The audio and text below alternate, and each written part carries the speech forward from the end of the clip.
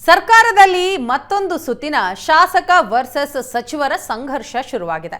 ಈ ಹಿಂದೆ B R Patil versus ಸಚಿವರ ಮಧ್ಯೆ ಫೈಟ್ ಇತ್ತು. ಈಗ ಶಾಸಕ ಕುಲಕರ್ಣಿ ವರ್ಸಸ್ ಸಚಿವ ಭೈರತಿ ಸುರೇಶ್ ನಡುವೆ ಸರ್ಕಾರದಲ್ಲಿ ಮತ್ತೊಂದು ಸುತ್ತಿನ ಶಾಸಕ ವರ್ಸಸ್ ಸಚಿವರ ಸಂಘರ್ಷ.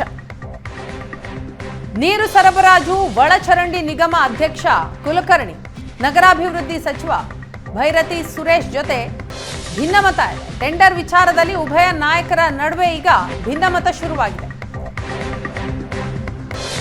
ಬ್ಲಾಕ್ ಲಿಸ್ಟ್ಗೆ ಹಾಕ್ತೇನೆ ಅಂತ ಹೇಳಿದ್ದ ಸಚಿವ ಭೈರತಿ ಸುರೇಶ್, ದುರಾಡಳಿತ ನಾನು ಸಹಿಸೋದಿಲ್ಲ ಅಂತ ವಿನಯ್ ಕುಲಕರ್ಣಿ ಹೇಳ್ತಾರೆ. ಕೆಲ ದಿನದ ಹಿಂದೆ ಸಿಎಂ ಅಂಗಳ ತಲುಪಿತ್ತು ಇದು ಈ ಜಂಗಿ ಕುಸ್ತಿ. ಸಚಿವ ಭೈರತಿ ವಿರುದ್ಧ ಹೈಕಮಾಂಡ್ಗೆ ವಿನಯ್ ಕುಲಕರ್ಣಿ ದೂರು ಕೊಟ್ಟಿತ್ತು. ಗೌರವ ಇಲ್ಲದ ಕಡೆ ನಾವು ಯಾಕೆ ಇರಬೇಕು ಅಂತ ಪ್ರಶ್ನೆ ಮಾಡಿದ್ರು. ಪರೋಕ್ಷವಾಗಿ ರಾಜೀನಾಮೆ ಮಾತನಾಡಿದ್ರ ವಿನಯ್ ಕುಲಕರ್ಣಿ. ಹಾಗಾದ್ರೆ ಭೈರತಿ ವಿರುದ್ಧ ಕುಲಕರ್ಣಿ ಸಮರ ಸಾರಿದ್ದಾರೆ. ಟೆಂಡರ್ ಕೊಡೋದ್ರಲ್ಲಿ ನಿಯಮಗಳನ್ನ ಉಲ್ಲಂಘಿಸಿರುವಂತಹ ಆರೋಪ ಮಾಡ್ತಿದ್ದಾರೆ. ನಿಗಮದಲ್ಲಿ ಸಾಕಷ್ಟು ಅವ್ಯವಹಾರ ಆಗಿದೆ ಅಂತ ವಿನಯ್ ಕುಲಕರ್ಣಿ ಅವರು ಹೇಳಿದ್ದಾರೆ. ಶಾಸಕ ವರ್ಸಸ್ ಸಚಿವರ ನಡುವೆ ಈಗ ಫೈಟ್ ಶುರುವಾಗಿದೆ. ಗೋಲ್ಮಾಲ್ ಮಾಡಿದ ಕಂಪನಿಗಳನ್ನ ಬ್ಲಾಕ್ ಲಿಸ್ಟ್ಗೆ ಹಾಕ್ಲಿ, ನಾನು ಭಯ ಪಡಲ್ಲ, ಪ್ರಸಂಗ ಬಂದ್ರೆ ದಾಖಲೆ ಕೊಡ್ತೇನೆ. ಈ ಬಗ್ಗೆ ಮತ್ತಷ್ಟು ಮಾಹಿತಿಯನ್ನ ಕೊಡ್ತಾರೆ ನಮ್ಮ ಪ್ರತಿನಿಧಿ ಮಾರುತೇಶ್. ಇದೀಗ ನಮ್ಮ ಜೊತೆ ಸಂಪರ್ಕದಲ್ಲಿದ್ದಾರೆ.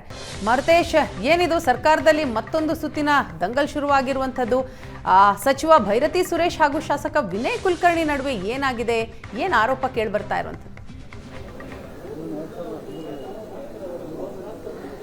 ವೀಣಾ, ಸಚಿವ ಭೈರತಿ ಸುರೇಶ್ ಅವರು ನಗರಾಭಿವೃದ್ಧಿ ಸಚಿವರು. ಅವರ ಅಧೀನದಲ್ಲಿ ಬರುವಂತಹ ನಿಗಮ ನಗರ ನೀರು ಮತ್ತು ಒಳಚರಂಡಿ ಮಂಡಳಿ, ಇದಕ್ಕೆ ವಿನಯ್ ಕುಲಕರ್ಣಿ ಅಧ್ಯಕ್ಷರಾಗಿದ್ದಾರೆ.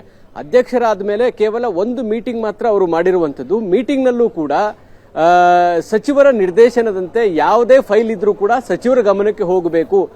ನಿಗಮದ ಅಧ್ಯಕ್ಷರಾಗಿರುವಂತಹ ವಿನಯ್ ಕುಲಕರ್ಣಿ ಅವರಿಗೆ ಅಲ್ಲಿ ಯಾವುದೇ ರೀತಿಯಾದಂತಹ ಅಧಿಕಾರ ಸಿಗ್ತಾ ಇಲ್ಲ. ಒಂದು ಯಾವುದೇ ಫೈಲ್ ಕ್ಲಿಯರ್ ಆಗಬೇಕು ಅಂದಾಗ್ಲೂ ಕೂಡ ಸಚಿವರ ಬಳಿಗೆ ಹೋಗಬೇಕು ಅನ್ನುವಂತ ಆದೇಶ ನೀಡಿದ್ದಾರೆ ಅನ್ನುವಂಥದ್ದು ವಿನಯ್ ಕುಲಕರ್ಣಿ ಅವರ ಸಿಟ್ಟಿಗೆ ಕಾರಣ ಆಗಿತ್ತು. ಇದು ಅಲ್ಲದೆ ಟೆಂಡರ್ಗಳನ್ನ ನಿರ್ಧಾರ ಮಾಡುವಂತದ್ದು ಬೋರ್ಡ್, ನಿಗಮದ ಅಧ್ಯಕ್ಷರ ನೇತೃತ್ವದಲ್ಲಿ ಬೋರ್ಡ್ ಮೀಟಿಂಗ್ ಆಗುತ್ತೆ. ಅಲ್ಲಿ ಟೆಂಡರ್ಗಳನ್ನ ಫೈನಲ್ ಮಾಡಲಾಗುತ್ತೆ. ಆದ್ರೆ ಟೆಂಡರ್ ಫೈನಲ್ ಮಾಡುವಂತ ಅಧಿಕಾರ ಕೂಡ ಅಧ್ಯಕ್ಷರಿಗೆ ಇಲ್ಲ. ಅದನ್ನು ಕೂಡ ಭೈರತಿ ಸುರೇಶ್ ಅವರೇ ಖುದ್ದು ನಡೆಸ್ತಿದ್ದಾರೆ ಅನ್ನುವಂಥದ್ದು ಈಗಿರುವಂತ ಗಂಭೀರ ಆರೋಪ.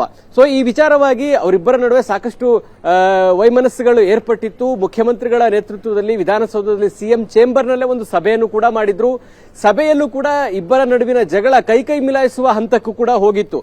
ಈ ಸಮಸ್ಯೆ ಬಗೆಹರಿಯಲ್ಲ ಅಂತೇಳಿ ಆ ಸಭೆ ಅಲ್ಲಿಗೆ ರದ್ದಾಗಿತ್ತು. ಇದರ ಮುಂದುವರಿದ ಭಾಗ ಅನ್ನುವಂತೆ ಒಂದು ಲಿಂಗಾಯತರ ನಿಯೋಗ ಕಳೆದ ವಾರ ಅಷ್ಟೇ ದೆಹಲಿಗೆ ತೆರಳಿದ್ರು.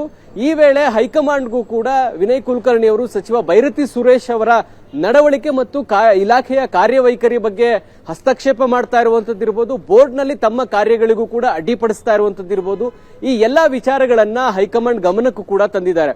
ಇದರ ಜೊತೆಗೆ ವಿನಯ್ ಕುಲಕರ್ಣಿ ಅವರನ್ನ ಬೆಂಬಲಿಸುವಂತ ಗುತ್ತಿಗೆದಾರರನ್ನ ಬ್ಲಾಕ್ ಲಿಸ್ಟ್ಗೆ ಹಾಕುವಂತ ತೀರ್ಮಾನವನ್ನ ತೆಗೆದುಕೊಂಡಿದ್ದಾರೆ ಅನ್ನುವಂತ ಗಂಭೀರ ಆರೋಪವನ್ನ ವಿನಯ್ ಕುಲಕರ್ಣಿ ಅವರು ಮಾಡಿದ್ರು.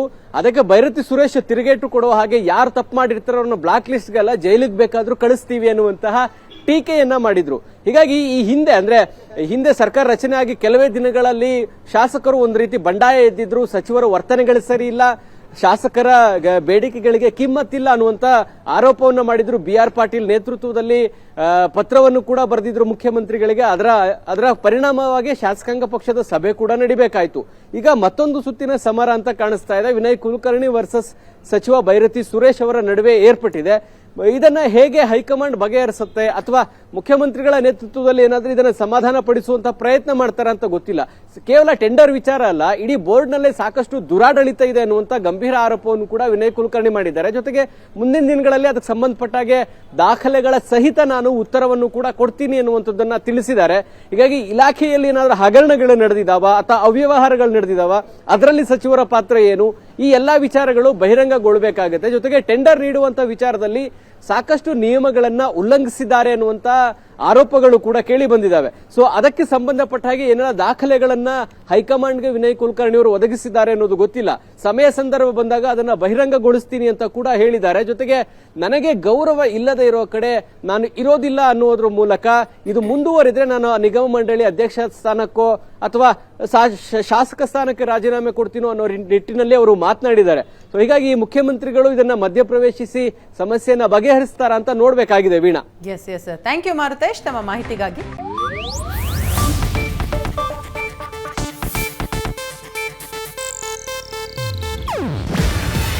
ಇದು ಏಷ್ಯಾನೆಟ್ ನ್ಯೂಸ್ ನೆಟ್ವರ್ಕ್ ಪ್ರಸ್ತುತಿ. ನೀವು ನೋಡ್ತಿದ್ದೀರಾ ಏಷ್ಯಾನೆಟ್ ಸುವರ್ಣ ನ್ಯೂಸ್.